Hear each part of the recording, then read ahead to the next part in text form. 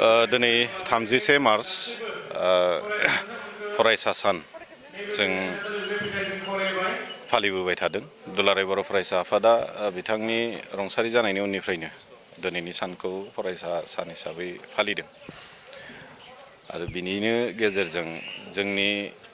दुलाराय बर' फरायसा आफाद, बर'नि गुबुन गुबुन माहारियारि आफाद आरो बर' हारि एज ए हल जों दिनैनि सानखौ बे फरायसा सान हिसाबै फालिबोबाय थानायखौ लानानै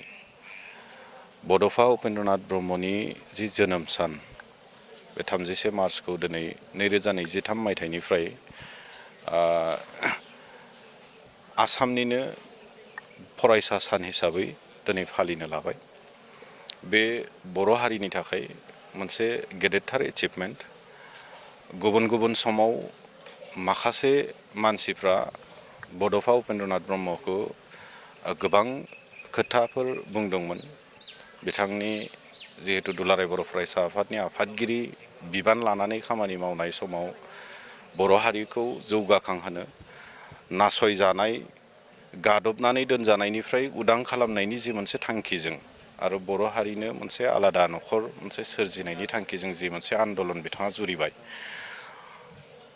बै समाव माखासे मानि थासारिफोर जानायखौ लानानै गुबुन गुबुन हारिनि गुबुन गुबुन खोलोबनि सुबुंफ्रा बिथांखौ खोब बेबायदि मोजां नोजोरजों नायनायखौ नुबोआखैमोन। नाथाय बर' हारिनि थाखाय खोब गोग्गानाय जे बड'फा उपेन्द्रनाथ ब्रह्मखौ बर'नि बिफा हिसाबै जों मान होनानै जि मोनसे खामानि जों मावबोबाय थानाय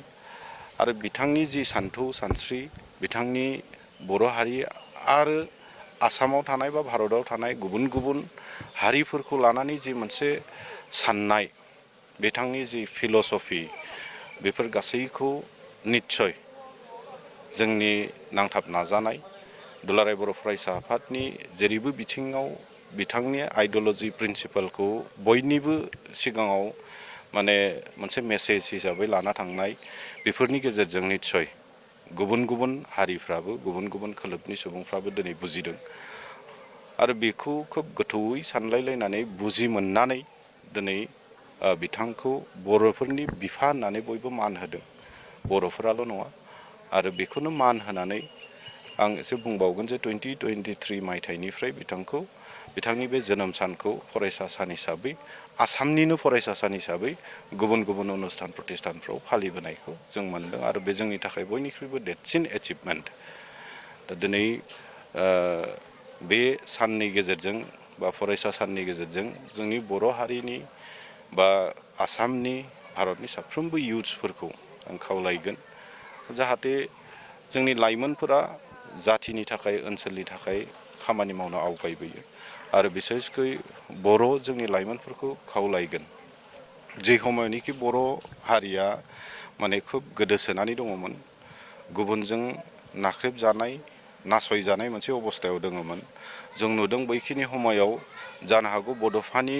बे मुभमेन्टआ जुदि जागायजेनामोनब्ला गुबुन जायगानि बाथ्राफोरखौ आं बुङा जे जोंनि उदालगुरि बायदियावनो गोबां गुबुन गुबुन जायगाफ्राव बर' राव रायनाया गोमालांबायमोन। जोंनि गाननाय जोमनायफ्रा एसे गोमालांनो हमदोंसैमोन। माखासे समफोराव बर' होननानै बुङोब्लानो नासयजानाय, बहाबा दै लोंनो मोनै, हाबनो मोनै बेबायदि मोनसे अबस्थानिमोन। दा बेबायदि अबस्थाखाय गोबाङा गावबा गावनि टाइटेलफोरखौबो सोलायलायनो हमनाय बेबायदि मोनसे अबस्थामोन। दा बेबायदि समायाव बिथाङा दुलाराय बर' फरायसा आफादनि आफादगिरि बिबान लानानै